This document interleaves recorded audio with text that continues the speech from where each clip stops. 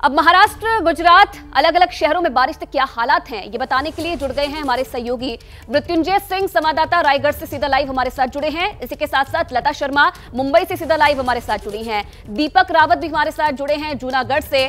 सबसे पहले रुख करते हैं मृत्युंजय का। मृत्युंजय, जहां पर आप मौजूद हैं, क्या हालात हैं वहां पर बारिश के बाद? आयुषी, इस वक्त हम रायगढ़ में मौजूद है। रायगढ़ के इरसालवाड़ी में, जो कि मुंबई से लगभग 100 किलोमीटर की दूरी पर स्थित एक गांव है। और आपको बता दें कि बीती रात 11:30 से 12 बजे के बीच एक बहुत बड़ा लैंडस्लाइड हुआ है। और लैंडस्लाइड में जो इस गांव में 46 घर थे, उस 46 घर में से 39 घर जो है वो मलबे के अंदर दब गए हैं। यानी कि जो यहाँ की जो लोक संख्या यानी जनसंख्या है वो लगभग 260 के आसपास बताई जाती है। लेकिन जो 5 से 6 लोगों को रेस्क्यू किया गया है और अब तक 5 से 6 शव जो है वो बरामद किए गए हैं। इसका मतलब है कि 100 से अधिक लोग अभी भी लापता हैं। चूंकि हम आपको बता दें कि पहाड़ी इलाका है और हम उसी दिशा में बढ़ रहे हैं, तो ये आप देख सकते हैं ये पूरा जो परिसर है ऐसा ही परिसर है। लगातार इस इलाके में बारिश हो रही है और इसी परिसर का जो चट्टान है वो यहाँ से खिसका हुआ है। अभी भी हम जो घटनास्थल है वहाँ से 2 किलोमीटर की दूरी पर हैं। और आपको बता दें कि राहत और मदद कार्य के लिए जो आवश्यक जरूरी वाहन है उन्हीं को यहाँ पर छोड़ा जा रहा है। जैसे कि एम्बुलेंस है, एनडीआरएफ की टीम है, लोकल पुलिस की टीमें हैं, साथ ही साथ जो प्रशासनिक अधिकारी यहाँ पर पहुंचे हुए हैं, मुख्यमंत्री एकनाथ शिंदे यहाँ पर पहुंचे हुए हैं, वो उन लोगों के लिए एकमात्र जो रास्ता है सिंगल लेन का उसे खोला गया है। आपको बता दें कि राहत और बचाव कार्य जारी है और 260 लोगों की आबादी वाला ये गांव है इरसालवाड़ी। और ये जो गांव है ये जो माथेरान की पहाड़ी है उसका जो ढलान है, उस ढलान पर पहाड़ पर बसा हुआ ये आदिवासियों का गाँव है।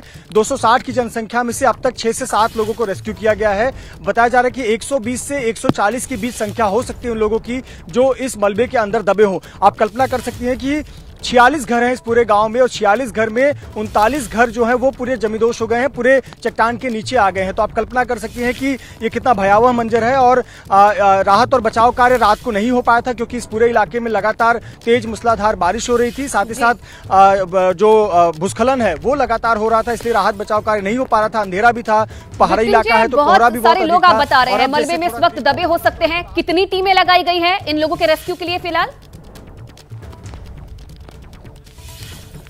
देखिए, एनडीआरएफ की 2 टीमें हैं जो कि यहाँ पर तैनात की गई हैं, जो कि थाने से यहाँ पर भेजी गई हैं। इसके अलावा जो लोकल पुलिस है, रायगढ़ पुलिस, उसकी टीम है। इसके अलावा नवी मुंबई महानगर पालिका की टीम यहाँ पर बुलाई गई है। इसके अलावा बहुत सारे एनजीओज जो इस प्रकार के काम में राहत बचाव कार्य में तज्ञ होते हैं, उन एनजीओज की भी मदद ली जा रही है। बहुत सारे जो ग्रुप हैं, बहुत सारे आसपास के इलाकों के युवकों के ग्रुप हैं, वो भी मदद के लिए पहुंचे हुए हैं। वजह यही है कि अगर किसी व्यक्ति को आप उस पहाड़ी इलाके से रेस्क्यू करते हैं तो आपको उसे मुख्य सड़क पर हाईवे तक लाने में आधे घंटे जाते हैं, यानी आपको 4.5 किलोमीटर लाना पड़ता है। ये पूरा सफर तय करना पड़ता है। तो इसके लिए स्थानीय लोगों की आवश्यकता पड़ती है क्योंकि पहाड़ी इलाकों में वो चढ़ने के लिए सक्षम होते हैं। उन्हें अंदाजा होता है कि किस रास्ते से जाना है, कहां भूस्खलन हो सकता है। तो स्थानीय लोग भी जुड़े हुए हैं। तो एनडीआरएफ की जो 2 मुख्य टीमें आई हुई हैं थाने से, उनका रोल बहुत अहम हो जाता है क्योंकि उन्हें पता है कि इस प्रकार के चट्टान फिसलने की घटना के बाद उनका काम क्या है, किस प्रकार से रेस्क्यू करना है। और देखिए, चूंकि ये मलबा है, मिट्टी से भरा हुआ मलबा है, चट्टान खिसका हुआ है, तो सबसे जरूरी होता है कि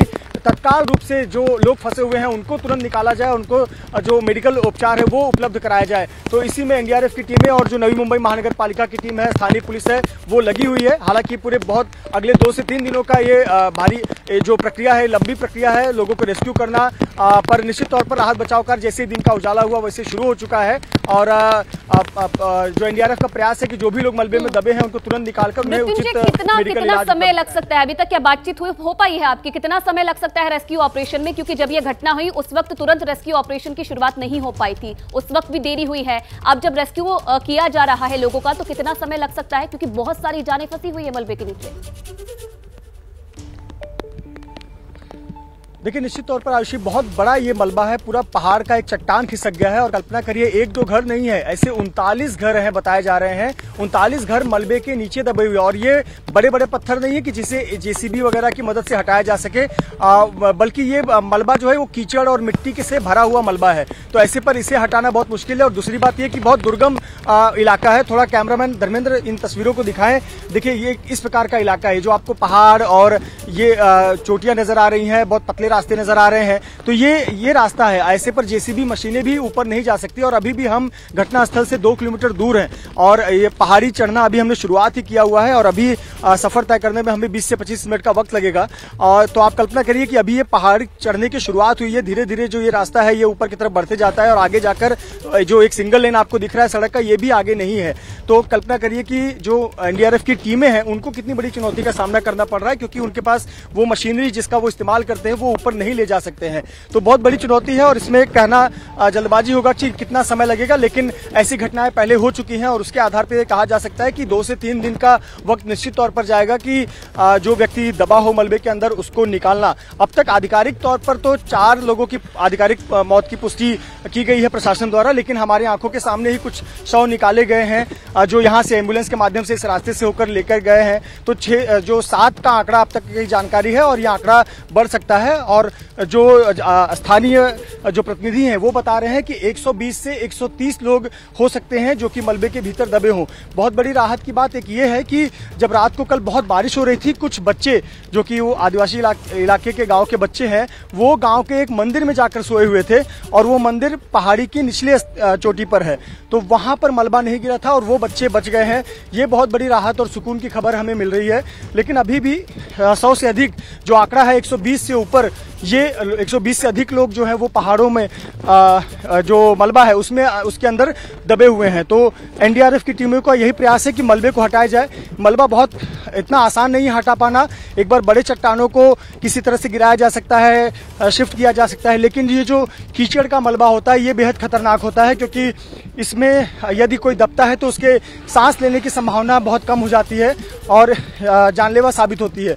इसके पहले भी हमने देखा था महाराष्ट्र के रायगढ़ में ही ऐसी कई घटनाएं हो चुकी हैं पहाड़ गिरने की, और जब मलबा हटाया जाता है तो कई लोगों की जानें जा चुकी होती हैं, क्योंकि समय पर उनको रेस्क्यू नहीं किया जा सकता या उनको मलबे से निकाला नहीं जा सका।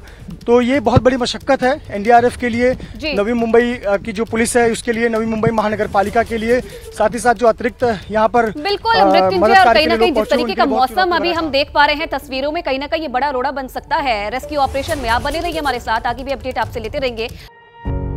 पत्रकारिता कोई इमोशन नहीं है, ना अपना कोई ज्ञान देना है और ना कोई विचार थोपना है। पत्रकारिता क्या है?